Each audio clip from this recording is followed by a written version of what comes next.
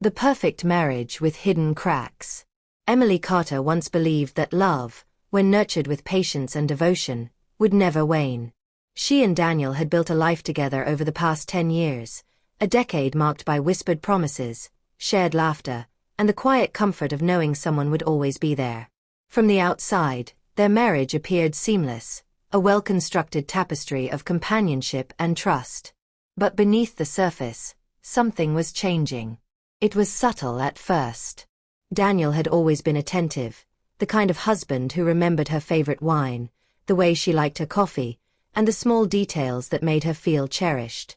But lately, those gestures had faded.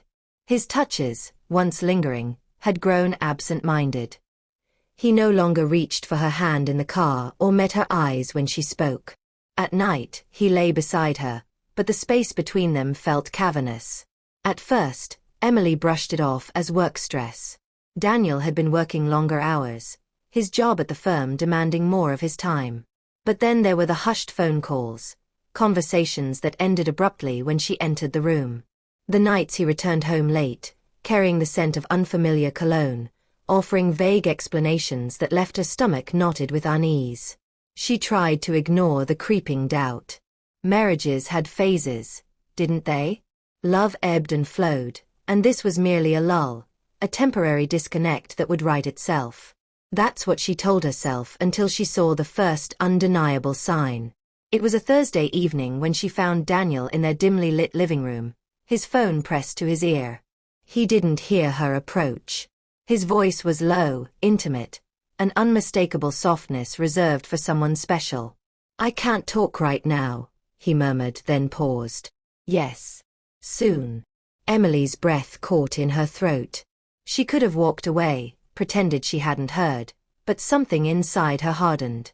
Instead, she cleared her throat. Daniel turned, startled. His expression shifted instantly, too quickly, into a carefully composed mask of indifference. "Who was that?" she asked, forcing her voice to remain steady. "No one," he said, slipping the phone into his pocket. "Just work. Just work." 2 words that did nothing to reassure her. That night, Emily lay awake, staring at the ceiling, her mind racing with questions she wasn't ready to answer. Had she been naive to believe their love was immune to decay? Had she missed the warning signs? The next morning, she confided in Sarah, her closest friend. They met at a cafe, a place they had frequented for years, where the scent of roasted coffee beans wrapped around them like a familiar embrace. Sarah listened, her brow furrowed, fingers tracing the rim of her mug. "Emily," she said carefully, "are you sure you want to dismiss this as nothing?" Emily sighed. "I don't know. I don't want to jump to conclusions, but something feels wrong." Sarah leaned forward. "Sometimes when people change, it's because something or someone is pulling them in a different direction." The implications settled heavily between them. Emily wanted to reject it, to argue that Daniel wasn't that kind of man. But the truth was, she wasn't sure anymore. That evening, Daniel came home earlier than usual, his demeanor oddly composed. He kissed her cheek, a rare gesture lately, and suggested they go out for dinner. "I want to talk to you about something," he said, his voice unreadable. Emily's pulse quickened. Had he sensed her growing suspicions? Was he about to confess? She agreed, hoping, perhaps foolishly, that this conversation would clear the fog between them. At the restaurant, the candlelight flickered against Daniel's face, casting shadows that made him look unfamiliar. He reached for her hand, threading his fingers through hers as he used to. "There's something I need to ask you," he began, his thumb brushing over her knuckles. Emily held her breath, waiting. Daniel exhaled slowly, then said the words that would shake the very foundation of their marriage. "How would you feel about opening our relationship?"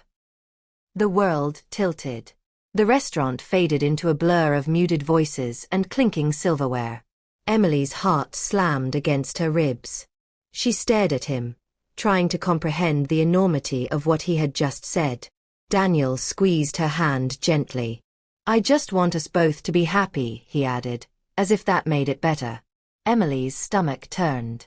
Had their love become so fragile that he now sought fulfillment elsewhere?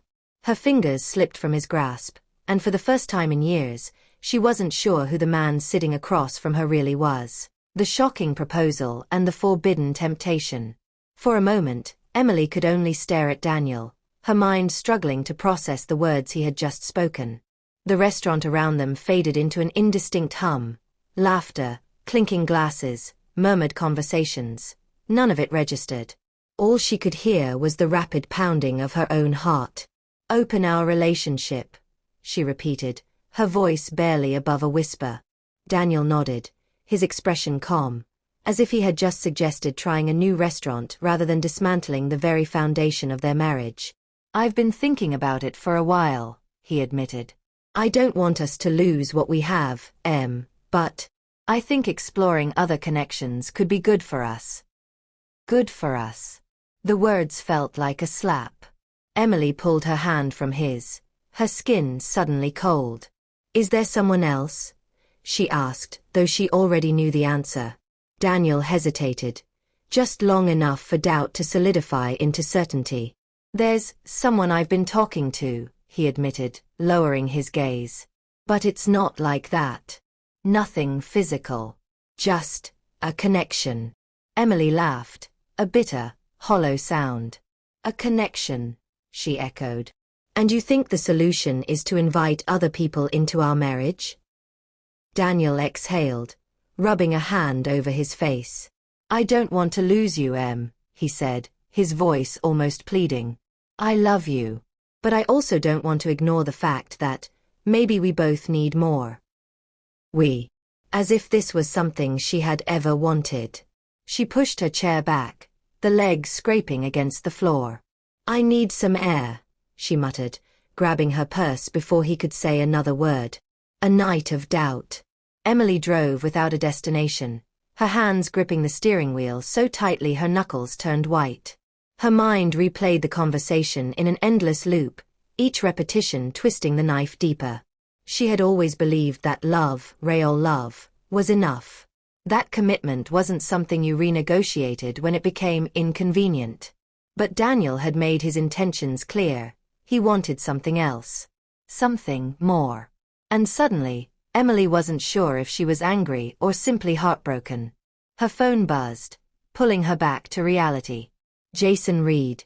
"Hey, you okay?" "Jason." She hesitated before opening the message. Jason had been Daniel's best friend for years, but he had always been kind to her, always listened in a way Daniel never quite did. And tonight, she needed that. "Emily." "Not really." "Can we talk?" His response came almost instantly. "Jason." "Of course. Where are you?" The forbidden temptation. 20 minutes later, Emily sat across from Jason in a quiet bar, the low lighting casting deep shadows over his face. His dark eyes studied her carefully, concern evident. "What happened?" he asked, leaning forward. Emily hesitated, then took a deep breath. "Daniel wants to open our marriage." Jason's jaw tightened. "Are you serious?" She let out a shaky laugh. "Dead serious." Jason shook his head. "I never thought he'd be that stupid." Emily blinked. "Stupid." Jason exhaled, running a hand through his hair. "You're the best thing that's ever happened to him, Emily. And he's willing to risk losing you for, what? A thrill." She swallowed hard. "I don't know. I don't even know who he is anymore." Jason reached across the table, covering her hand with his. His touch was warm, steady. Unlike Daniel's, it wasn't hesitant or uncertain. "You deserve better," he said softly. Something shifted in the air between them, a tension that hadn't been there before. Or maybe it had, and she was only now allowing herself to feel it. Emily should have pulled away. She should have told him this was a mistake. Instead, she let his fingers tighten around hers, crossing the line and the unpredictable consequences. Emily knew she should let go of Jason's hand. That she should thank him for listening, walk away, and pretend this moment had never happened. But she didn't. His touch was warm, grounding, and for the first time that night, She didn't feel like she was unraveling. She felt seen. Jason held her gaze, his thumb brushing lightly over her skin. You don't have to stay in something that's breaking you, Emily. The words sent a shiver through her. They were simple, yet they carried a weight she hadn't allowed herself to acknowledge. Because the truth was, Daniel's proposal had shattered something inside her. It wasn't just about his desire to see other people. It was the realization that he had already emotionally checked out. And if he had, what was stopping her from doing the same? She tightened her grip on Jason's hand, just for a second. A silent acknowledgement of the line she was about to cross. The first betrayal. They left the bar together. Neither spoke as they walked toward Jason's car, but the silence was charged. When he opened the door for her, she hesitated. One last moment to turn back. To choose restraint. But then Jason reached up, tucking a stray strand of hair behind her ear, his fingers lingering against her cheek. And suddenly, restraint felt impossible.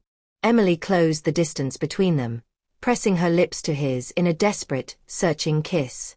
Jason responded instantly, his hands gripping her waist, pulling her closer. It wasn't just passion. It was years of buried emotions, of unspoken tension, of feeling unseen and finally being acknowledged. When they finally pulled apart, breathless, Jason rested his forehead against hers. Are you sure about this? He asked. No, she wasn't sure about anything. But she knew one thing. Daniel had asked for an open marriage. And now, she was giving him exactly what he wanted. Daniel's discovery. The guilt didn't hit immediately. Not when she and Jason drove to his apartment. Not when they spent the night wrapped in each other. It wasn't until the next morning, when she returned home to find Daniel waiting for her, that reality slammed into her. He was sitting at the kitchen table, his hands clasped together, his expression unreadable. But the moment she stepped inside, his eyes flickered with something she hadn't seen before. Suspicion. Where were you? He asked. Emily set her bag down carefully. I needed time to think. Daniel studied her for a long moment, then exhaled. I saw your car wasn't home last night. His voice was controlled, but there was an edge to it. Were you with someone? The hypocrisy of the question nearly made her laugh. She could have lied. Said she had stayed with Sarah. Given him the same vague explanations he had given her. But instead, she met his gaze head-on. Does it matter? Something flickered across his face. Shock, maybe even hurt. But it disappeared just as quickly, replaced by something colder. So that's your answer, he said quietly. Emily's pulse pounded. You wanted an open marriage, Daniel, she said, her voice steadier than she expected. Are you upset because I actually took you up on it? His jaw tightened, but he didn't respond. And that silence told her everything. The final choice. For years, Emily had been the one who fought for their marriage. Who forgave, who compromised, who tried to bridge the gaps when Daniel pulled away. But now she saw the truth. She was the only one who had been fighting. And she was done. She turned toward the bedroom, her decision crystallizing with each step.